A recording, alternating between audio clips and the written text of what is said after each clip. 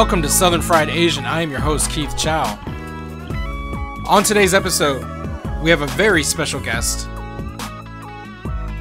He is the star of NBC's hit comedy, The Good Place.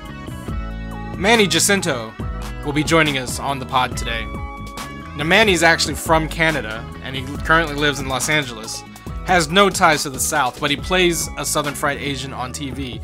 Jason Mendoza, famously Jacksonville Jaguars fan. So we're going to lean into that and talk about his role on The Good Place. So thank you for tuning in to Southern Fried Asian. Without further ado, here's my conversation with Manny Jacinto. Joining me now on the line is an actor from a little TV show you might have heard of called The Good Place. He may not be a Southern Fried Asian, but he plays one on TV. Please welcome to the podcast, Manny Jacinto. Oh, thank you, Keith. Thank you for having me. Dude, I am honored to have you on the podcast because I am a huge fan. The Good Place is probably my favorite show on TV right now, so I know you're taking time out of your busy schedule, gearing up for season 3, so thanks for being on the show. Oh, man, no, not at all. Thank you. This is great to be here, for sure. So as I said in the intro, I think people probably think you're from Jacksonville because of the character you play. But can you tell the folks where you're really from? Well, I was born in the Philippines, and then I moved to Canada when I was about 3 years old, and then I was raised there in Richmond, BC, until I was about I guess my mid-20s, and then I made the move over to LA. So Richmond, British Columbia is kind of the south of Canada, right? So we can pretend you're southern in that sense. Okay. Yeah, for sure, definitely. It is definitely the south. Does Canada even have like a geographic demarcation the way we do down here in America, where like different geographies have different stereotypes or tropes or anything like that? I wouldn't say it's as apparent as you'd have it in the United States. We're kind of just all like a melting pot in all the cities, to be honest. It's more so like you have like the major cities like Vancouver and Toronto. Richmond's just literally 20 minutes away from Vancouver. But I mean, it's pretty much just cold everywhere and... in it together. So there's not, big demarcations. Everyone in Canada is friendly too, right? Because that's one of the things, the South, there's the Southern hospitality, and you guys just have you have that on lock in Canada, like throughout the country, right? Yeah, I think so. I mean, that's the common notion, but I don't know. Maybe it's just coming down to, maybe it's just LA specifically, but when I came down here, everybody was very open. Like, I'd go to the grocery store and people would just chat you up, and I think we're maybe kind in a different way. I don't know how I can explain this, but we're not very. I don't know. There's maybe it's just where I landed. Like there's more of a community feel, but I don't know. I think Americans get too much. They don't get enough. I don't know what you would call it, like enough slack or enough credit for being kind, because there are. Yeah, Americans aren't too bad. They're not too bad. We do okay. We do okay. Yeah, we do. You guys are great. Appreciate that. Well, the reason, again, that you're on Southern Fried Asian because your breakout character, I guess even for your career, right? Playing Jason has just shot you through the stratosphere, if you may be so humble. But playing a character like Jason, who if you're listening to this podcast and you don't watch The Good Place, first of all, we're going to spoil some stuff for you, and second of all, go watch The Good Place. It's on Netflix. There's no reason you shouldn't be watching it. But your character, Jason Mendoza, comes from Jacksonville, Florida, and you definitely lean into the stereotype of being from Jacksonville. But what was it like for you when you first got the role? Because one of the things that I loved about the show, especially in the first season, was your character. It kind of gave me some trepidation at first, because I was like, wait, why is the Asian dude like the silent monk, Buddhist monk that doesn't get to talk? And like 3 episodes in, and then they do the twist, and I was like, this is genius. So what was it like for you when you first got the scripts and the offer to play Jason? I mean, at the end of the day, man, I just wanted to work, I just, needed to pay rent, and just going for whatever was coming my way and doing doing as best as I could. But at the same time, I was also at a point where I was fed up with certain things and certain roles that you kind of get asked to do. I'd still do them, but I mean, not with as much enthusiasm as I would have maybe 4 or 5 years ago. It's like when you reach a certain point in your career, when you are at a certain point in your career, you got to make certain decisions. But anyways, going back to Jason, I was ecstatic to be able to play someone like this, because you don't see this at all, especially in network television, and you don't see that kind of representation for North Americans in general. At first, and I've had a few interviews where I've talked about this, where the sides that came in, they were originally for the character Jason Mendoza. So you have like the kind-hearted, innocent, and let's say oblivious character. And it was just super fun. I remember reading the sides and I could not stop laughing. I would look through with a buddy of mine, and there were just moments, and I kept finding things, little details that I could play around with, whether they be actions or just little bits of improv that I could play around with. There was just an endless amount of fun in this character, and I think that came across when I did the first audition, and they just kept bringing me back. That's awesome. Yeah. So when you got the scripts, then you didn't know about John Yu. That was the twist for you, I guess. Mike sat me down. Mike Schur, our showrunner, sat me down with our one of our producers, executive producers, Drew, and they kind of gave me the whole breakdown of what my character would go through. So when I went into the meeting, all I knew was about this guy, Jason Mendoza, and then when he sat me down, he was like, well, you know what, Manny, to actually clue you in further, you're actually going to be a silent Buddhist monk for a few episodes, and you're not going to talk, and then we're going to have this huge reveal, and it's going to be super fun. And I was like, cool. I'm excited. I'm stoked, because it gave the character even such a huge arc, a big kind of turning point in this whole season. Rather than just him being kind of this guy, he was able to really play around with a lot of different things, even within the first 3 episodes. It just makes it even more funny when you look back and see kind of hiding in the first 3 episodes. I was going to say, I think that's what's so genius about the character, is that the John Yu character is actually a subversion of a lot of Asian stereotypes, because, as I said, not knowing anything going into The Good Place in the first season, it was even billed as like a Kristen Bell, Ted Danson vehicle. We didn't even know about you guys, honestly, in a lot of the marketing promos until like the show hit. I used to call it sneaky diverse, because like when the show started, it was like, oh wait, there's like a black dude, an Asian dude, and an Asian woman. Like there's all of these different kinds of characters that, it wasn't necessarily built that way, and it became like the most diverse show on television, and diverse in a way that you guys got to play real people. I mean, as real as you can be in, in the afterlife, but for sure, you weren't, every scene wasn't having to signify your race or your ethnicity or your gender. It was like you just got to play characters. But that idea of the Asian male who doesn't get to speak, who's quiet and shy and submissive, gets totally subverted, because the reality is that you're, this goofy, fun-loving, Jacksonville Jaguars loving character, which, as you said, isn't something you got. I mean, it's starting to become its own kind of trope, the Asian bro. I think that's what the internet is calling it. But that's great, because we never get to see Asian guys playing that. Yeah, I mean, in the back of my head, it always kind of eats me, because I hate being pinned as one thing. Mm-hmm. But at the same time, it's like, it's great. Like I grew up with with Jason Mendoza's, right? And it's something that, like you said, hasn't been seen, and it's super fun to explore. I mean, hopefully it opens, a few doors, or at least kind of inspires, a kid in Jacksonville, Florida, to do.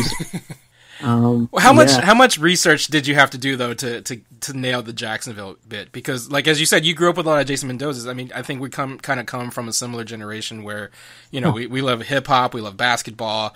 Like there isn't which aren't things that necessarily associated with Asian Americans, but that's kind of the culture we came up in. How much of the like Jacksonville did you have to eat a lot of wings? Did you have to study up on Blake Bortles' quarterbacking career? Like how did you research?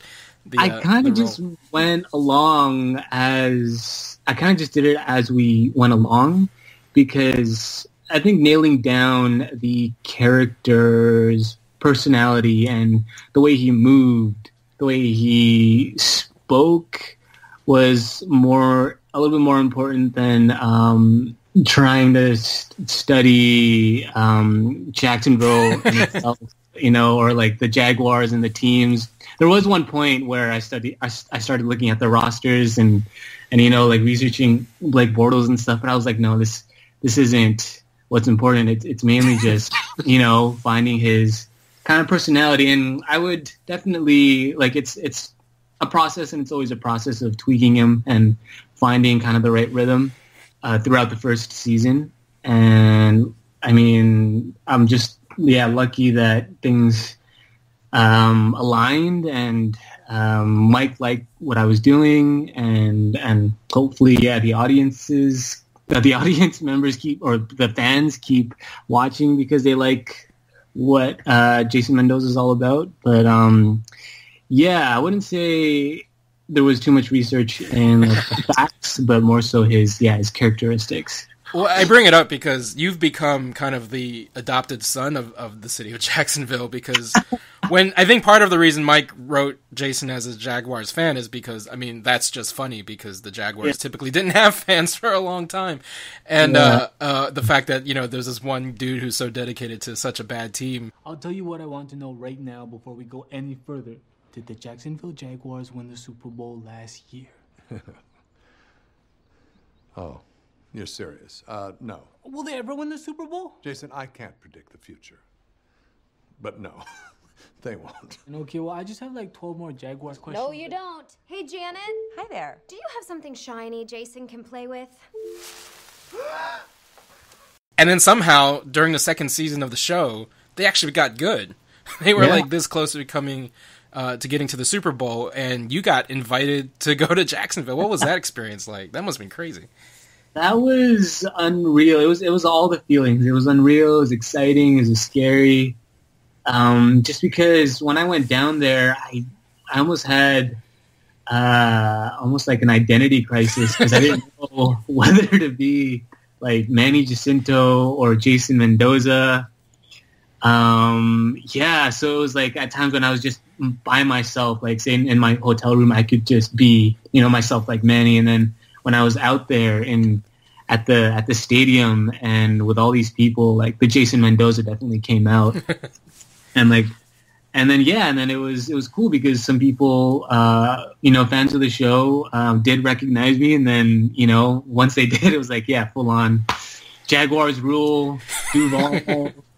But it was just, it was so cool. And I've never really experienced American football at that level either. Mm-hmm. Like I've been to football games, but not like a playoff game. And especially one where, because the Jags, haven't made the playoffs in like 10 years or something like that. And they won in their hometown. And that was just, that feeling, that energy was incredible. How did the writers' room deal with that? Because again, like I think part of the joke was always devised to be like, let's choose the worst team in football for him to be this passionate fan of. But like, as the Jaguars started winning, like, did the writers' room kind of go like, how do we, what do we do about this?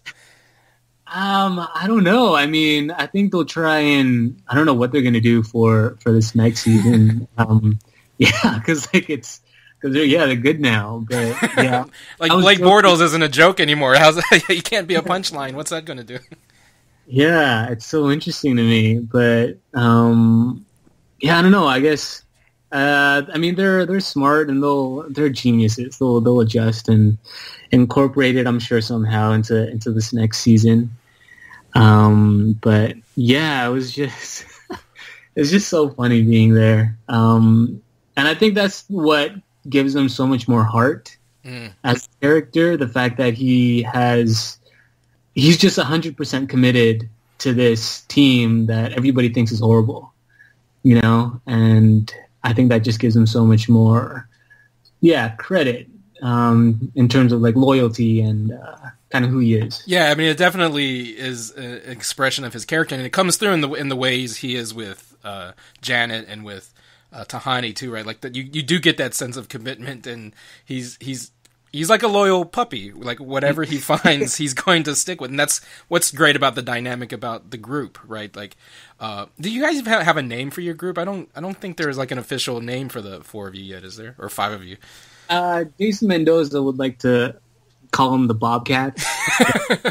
According to Eleanor Shellstrop, Kristen Bell's character, it's Team Cockroach. Oh, that's right.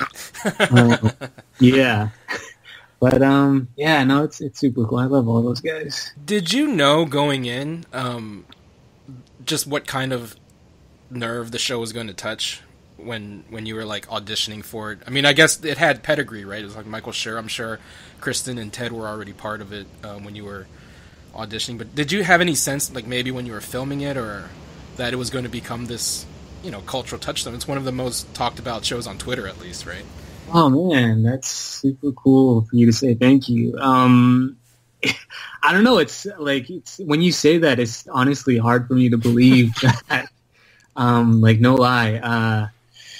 When we made it, or when we were making it, we knew it was special, but that's just because we liked it. You know what I mean? Like, oftentimes you're on a show or you do like a stint and, you're just doing it for the work because you need to pay rent. Mm-hmm. But we were a part of something really special, and even, and so many factors would comment or like play into that, like how well we got along with each other, just how Mike was as, a showrunner, how calm he is, and how much he's there for us if we have any concerns. Yeah, like we really didn't want to get our hopes up. We knew we had something special and we were in good hands. But like with the landscape of TV and film nowadays, it's so unpredictable. Right. Because, you have programs on Amazon, on Facebook, PlayStation, on anywhere, and you don't know how it's going to do. So all we could really do was focus on the work and do our best, and hopefully people would dig it. And fortunately, people did. Yeah. The concept too, right? Like it was such a high concept show that, as I said, like going into it, like the promotion for that first season, I think I speak for a lot of folks who are like, we didn't know what to expect other than it's about Kristen Bell who, dies and wakes up in heaven. And that was basically the extent. I don't think anyone predicted that it would be such a touching show. Like it really is, about your friendships and your relationships with one another, but it's also about like, morality and ethics and a lot of like the debates around that, Michael becoming good and Chidi's anxiety. Like there's a lot of like stuff wrapped up in, what's ostensibly just like a really silly show, that you guys tackle real interesting topics. Like that's, I think, is what's made people so fall in love with it so much, because it's rare for a sitcom to like have a fandom the way you guys have a fandom, right? Like no one's out there really like cosplaying as, the characters from The Middle. But yeah, so Bad Janet was all over, WonderCon a couple weeks ago. Like there's like so much love from like fans for this show that I think is rare for sitcoms too. Oh man, it's so unreal to me. But yeah, I mean, Mike definitely has, a fan base. Yeah, Parks and Rec and yeah.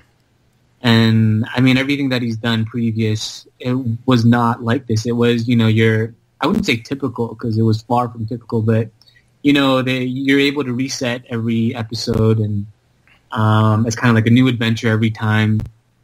The storyline doesn't follow a certain path. It's not incredibly, linear. It's not or serial or linear or anything. Yes. Yeah. Exactly. So I think maybe people just expected, another sitcom workplace type of deal in heaven, in the afterlife. But when this came out, and it just, I mean, I'm sitting here right now and just like, man, how am I even a part of this? I mean, it must blow your mind every day, right?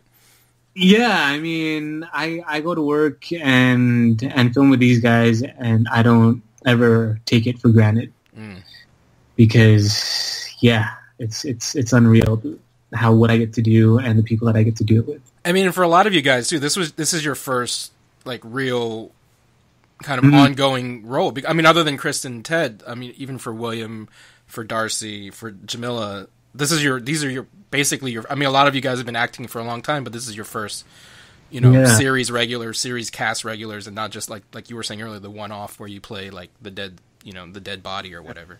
Yeah. Oh, the dead body. Yeah. I watch iZombie too. I remember you. Oh man, jeez, that's so funny. Yeah, you got to pay your dues, right? But yeah, no, it is very much so. Our kind of, I don't know if you would. Yeah, I guess you'd call it like breakout or bigger thing. Yeah, and I mean, you guys are getting like GQ profiles. You know what I'm saying? Like this is like legit stuff we're talking about here. This is some real shit.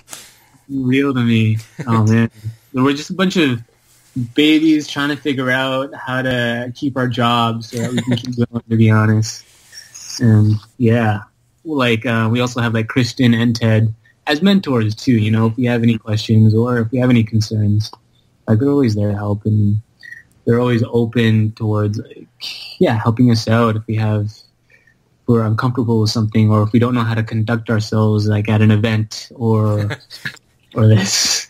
Because you guys won it was the SAG award this year, right? As a cast. No. We did get the AFI award. Oh, okay. As a cast, and a few other. I mean, it was not to. I don't want to say this because I don't want to seem like I'm bragging, but like Mike actually sent us like an email, and he just listed all of these sources, whether they be news outlets or TV outlets or magazines that have noted us as one of the best casts or shows in last year's television season of 2017. It's and it was a lengthy list, and we looked at it, and I was just like, "Wow, this is incredible." Yeah.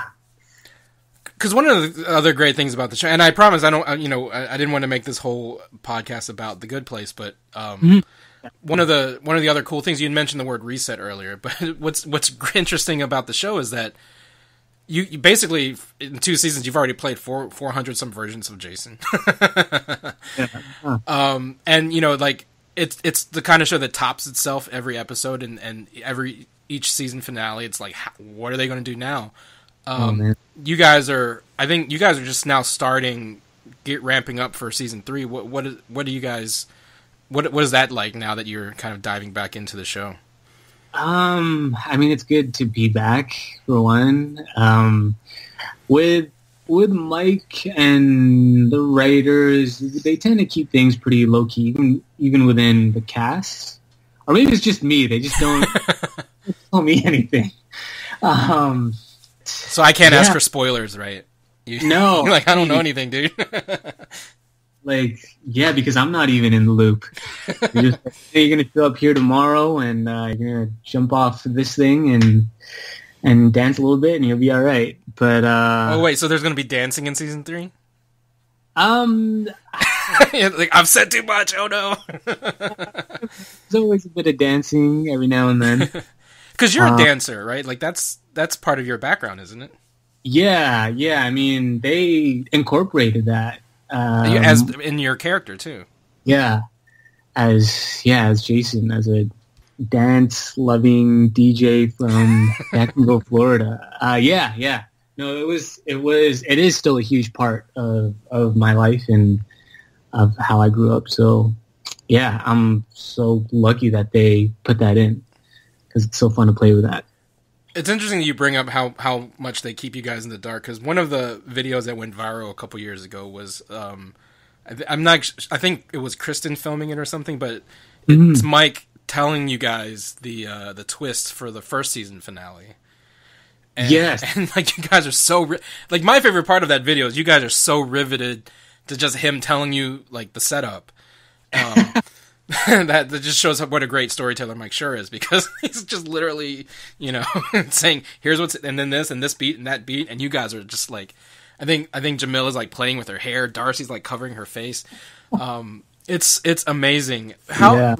What is that dynamic like? Because you guys clearly love each other, at least it seems like it. If not, you guys do really well turning it on when the cameras come on, but what is it like just kind of like playing with those folks?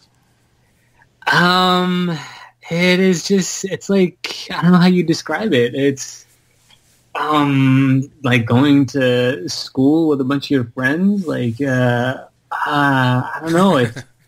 I mean, we're definitely a family dynamic, but it's a lot of fun, and it doesn't feel like work.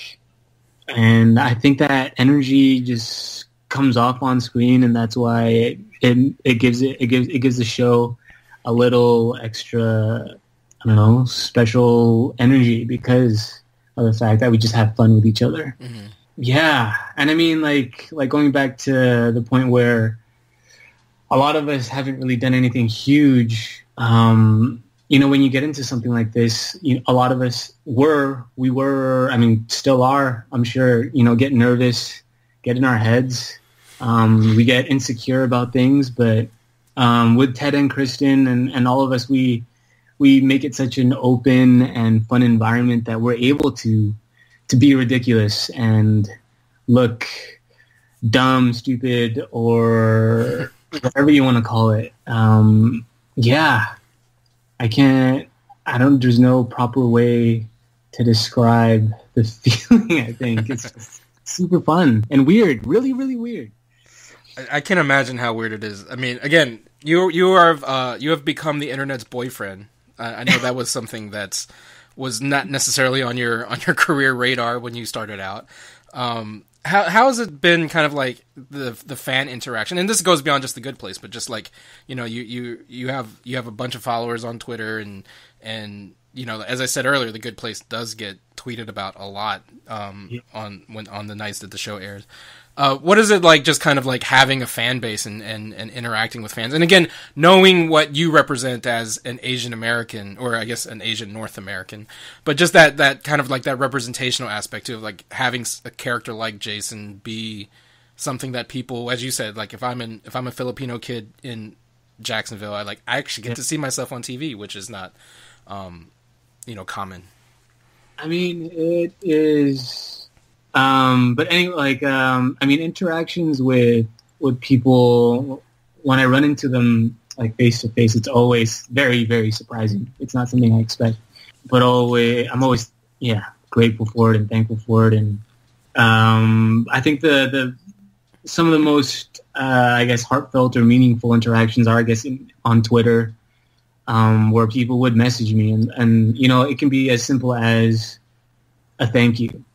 Or I'm so happy that a person like you is on screen. Like I have somebody to, be proud of or look up to. And it's always hard. It's always weird because I know what they're saying, but it's also like, Jason Mendoza isn't really somebody you should.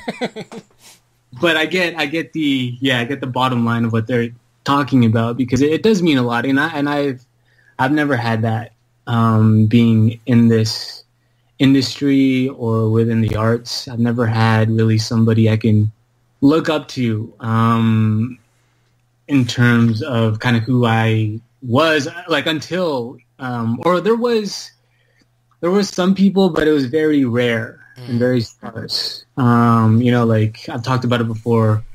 Like the Jabberwockies on America's Best Dance Crew. Most importantly, actually, was Better Luck Tomorrow. Yeah. Justin Lin. It was huge to me, and even to my friends that aren't in the acting industry. It was, it came to the point where it kind of makes me, my nerdiness of the film is gonna come out. But like, we even started calling ourselves the club or whatever, like giving us each other. So were you Perry Shen or Sung Kang, or which one were you? I was Sung Kang's character, You're I guess. Yeah. Yeah. It was, I don't know, it was eye-opening. Yeah. And I think it, whether it be consciously or subconsciously, inspired me to step into acting and do something about it. What is it like in Canada? Like, you kind of grew in British Columbia, which has a fairly large Asian population, and yeah. But was the whole like Asian representation in the media something that you thought about as you were kind of coming up in the arts and entertainment industry, or knowing that that's the direction you wanted to go? I mean, you mentioned BLT and you mentioned the Jabberwockies, but like, was it rare to see something like that, and that's why it spoke to you, or were you kind of like, you saw a lot of Asians in entertainment kind of coming up outside Vancouver? I mean, in Canada, we do have like a film industry. In Vancouver, we do have a film industry. But it's very much, I guess, what you would call, I don't know what the proper term would be, but a lot of the roles that we'd audition for are for like the one-liners or for the smaller guest star. So it was never like a meaty role per se. And I guess with that, you always tend to get the kind of stereotypical role because it's smaller and it's more for like information. So you just need a person that kind of fits this particular character. Right. If you need, like, say, you need a tech. I hate going back to this, but you need a computer tech.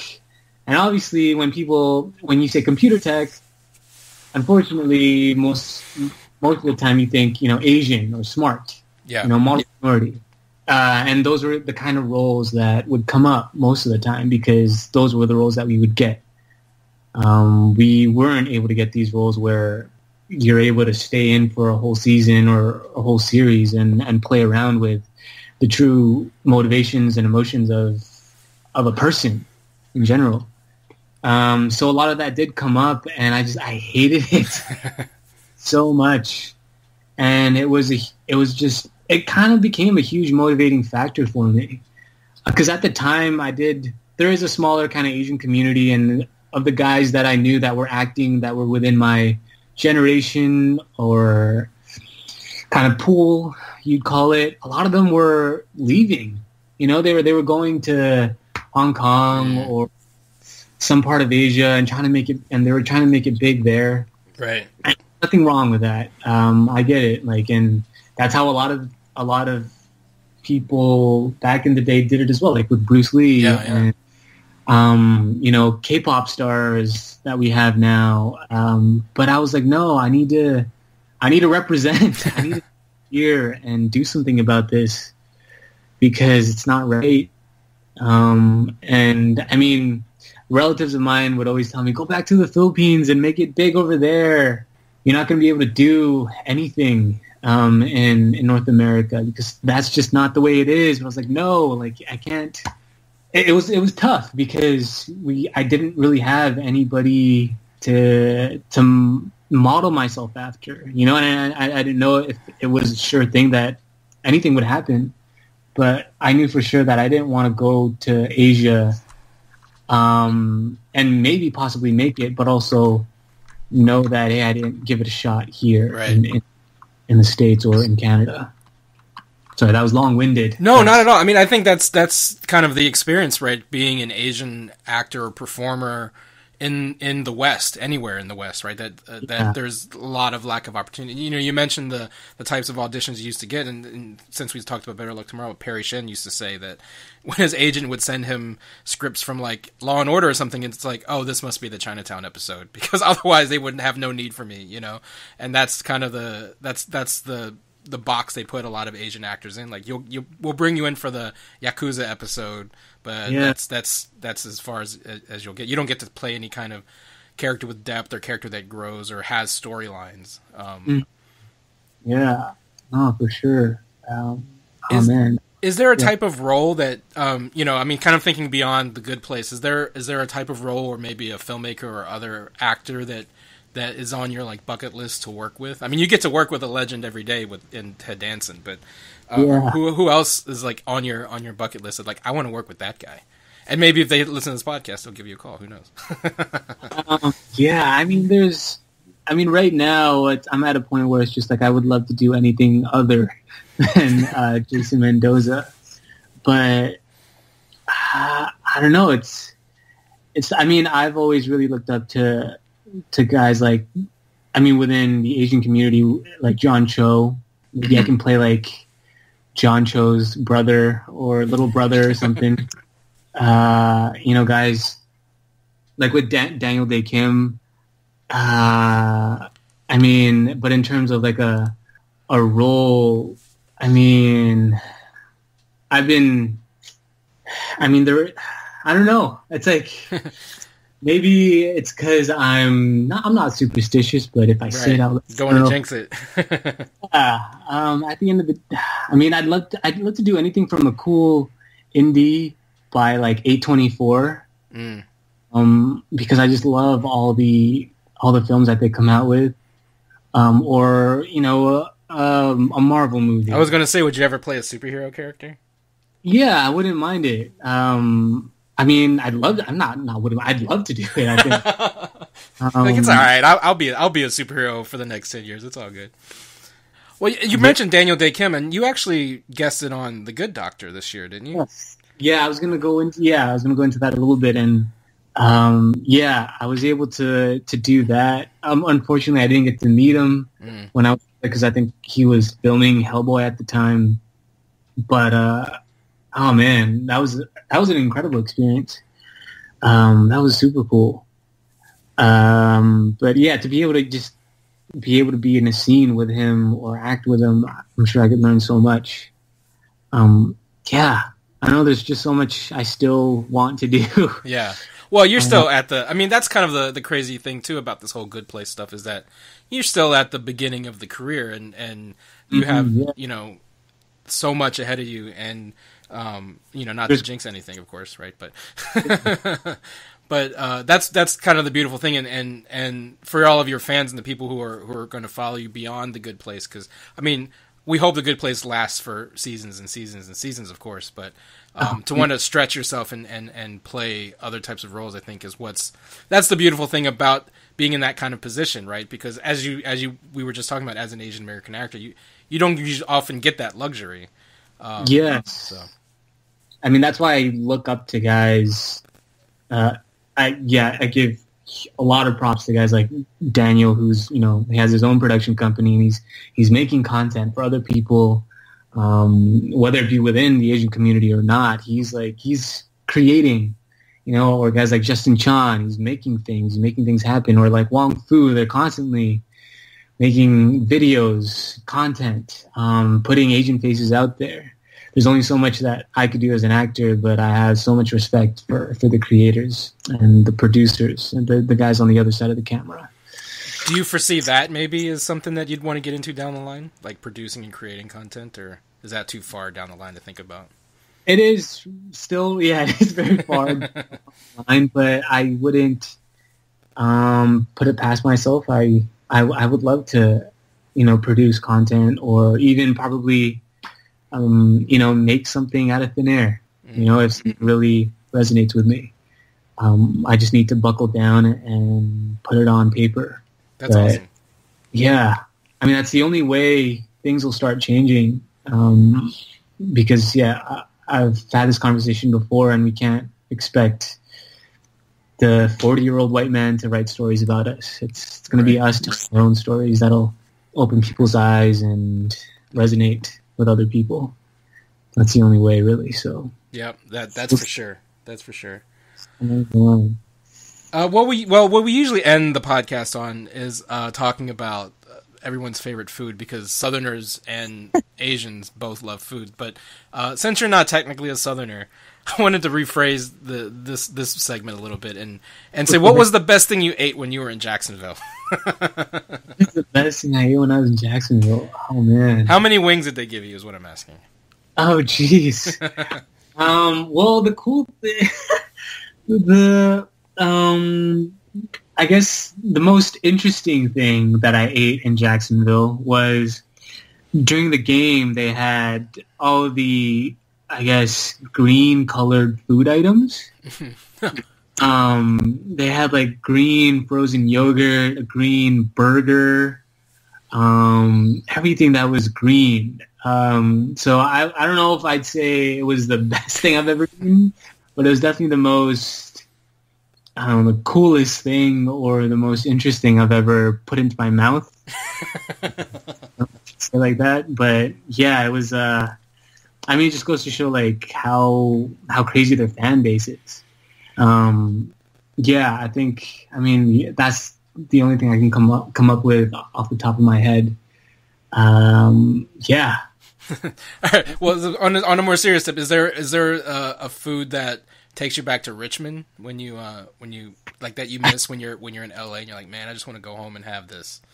I don't know if this is the proper name for it, but we call it siopao. It is, I don't know the generic term for it. It's a pork bun. Yeah. Yeah, it's like a white pork bun with the roast pork inside. Yes, exactly. And shout out to Newtown Bakery. I think they're closing the one in Richmond. Oh no. Yeah, that just brings back all the memories to when I was a kid. Having that. It's called siopao. It's basically a pork bun. That definitely brings back memories and brings me back to my childhood. It's like a dim sum, right? It's like a dim sum kind of thing, right? Yeah. It is like you could find it in a dim sum restaurant, but I mean the way Newtown makes it, Newtown Bakery, it's special. Shouts to Newtown Bakery. Yeah. Well, Manny, thank you so much for taking time out to speak with us at Southern Fried Asian. Not that you need it, but how can folks listen to the podcast find you on the internet? I am on Instagram at mjacinto with a 0 at the end, and that's the same with Twitter, mjacinto with a 0 at the end. And yeah, those are basically my social networks. I mean, oh man. Who knows what will come up next? Well, we'll be monitoring the feed to see if you let any Good Place season 3 spoilers loose before they have to kill you. Yeah. But yeah, I appreciate it so much. If you want to catch The Good Place, you can find at least season 1 on Netflix. I'm not sure if season 2 is on Netflix just yet, but season 3 is coming back this fall. Yes. On NBC and hopefully future seasons to come. So, Manny, thank you so much for being on the show. Oh, thank you so much for having me, Keith. It's been a pleasure. It's so fun. Thank you. My thanks to Manny Jacinto for joining us on Southern Fried Asian. Thank you for listening. You can follow us on Twitter at Southern Asians and on Instagram at Southern Fried Asians. Go to hardknockmedia.com to find more about this podcast and the other podcasts in the Hard Knock Media family, including Hard Knock Life, Ask By Girls, Daisy Geek Girls, and We're Not All Ninjas. Please subscribe and download the podcast at Apple Podcasts, Google Play, and the NPR One app. You can support the podcast at patreon.com/thenerdsofcolor. And remember to go to universalfancon.com to get your tickets for Universal FanCon April 27th through 29th. Promo code is HARDKNOCK, HARDNOC. As always, Southern Fried Asian is produced by Jess Vu. The theme song comes to you from Chops. And I've been Keith Chow. Follow me at The Real Chow on Twitter. And follow the Nerds of Color at The Nerds of Color. So until next time, keep it Southern Fried, y'all.